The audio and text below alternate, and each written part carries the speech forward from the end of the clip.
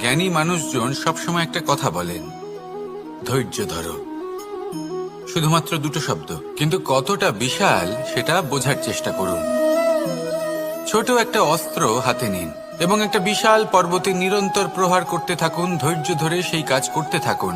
এমন একদিন আসবে, এই বিশাল পর্বতে আপনি একটা পথ তৈরি করবেন।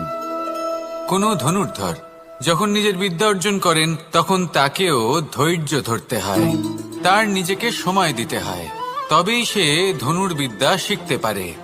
সেইভাবে আমাদের জীবনেও ধৈর্য ধরার খুব প্রয়োজন। পরিবারে ধৈর্য রাখতে পারলে তাহলে আস্তে আস্তে দেখবেন প্রেম বৃদ্ধি পাচ্ছে। সমাজে যদি ধৈর্য রাখতে পারেন তাহলে আস্তে আস্তে এই সমাজ আপনাকে সম্মান করবে।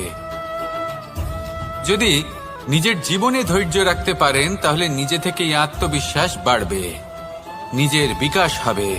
জীবনে সবই সম্ভব যদি